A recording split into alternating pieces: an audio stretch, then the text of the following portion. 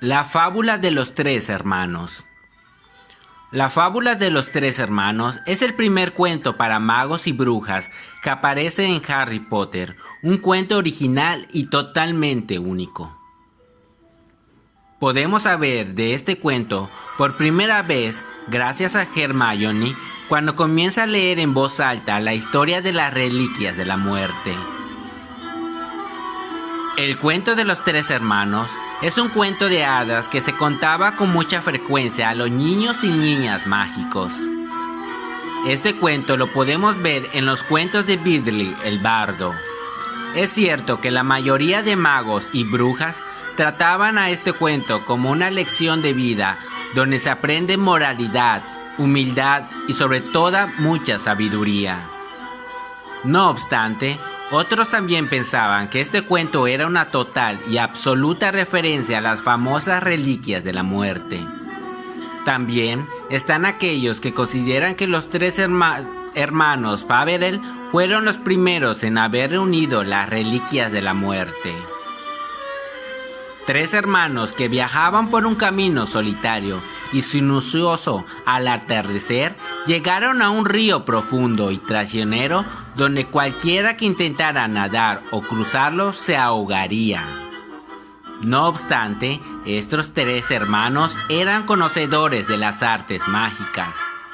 Los hermanos, mediante un hechizo, hicieron un puente con sus varitas y procedieron a cruzar. A mitad del puente, una figura encapuchada se paró frente a ellos. La figura era el espíritu enfurecido de la muerte. Se sentía totalmente enfadado.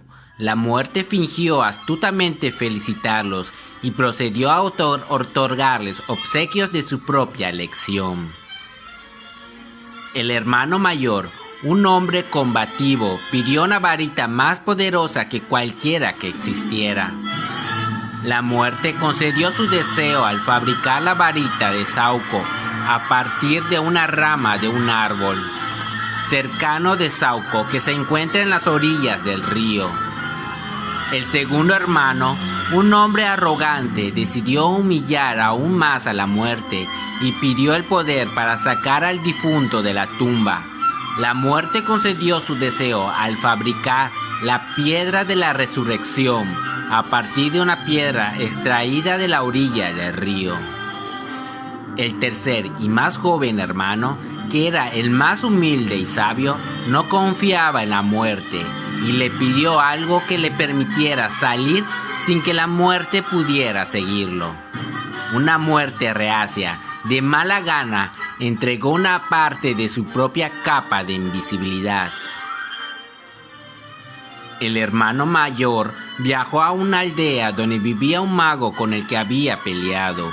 Buscó un duelo y luchó contra el mago usando la varita, matando instantáneamente a este último, dejando a su enemigo muerto en el suelo. El hermano mayor caminó hasta una posada no lejos del lugar del pueblo y pasó la noche allí. Tomado por su conciencia y lujuria por el poder de la varita de Sauco, el hermano mayor se jactó de esa varita regalada por la muerte y su propia invencibilidad. Esa misma noche, la muerte se transfiguró en un mago asesino. El mago asesino desconocido se arrastró hasta la posada mientras el hermano mayor dormía, borracho de vino. El mago cortó la garganta del hermano mayor por si acaso y le robó la varita. Fue entonces cuando la muerte se llevó al primer hermano. El segundo hermano regresó a su casa donde vivía solo.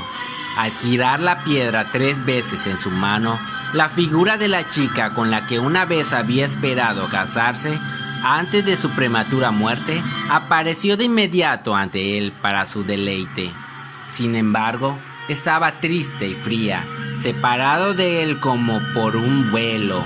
Aunque había regresado al mundo mortal, realmente no pertenecía allí y sufrió.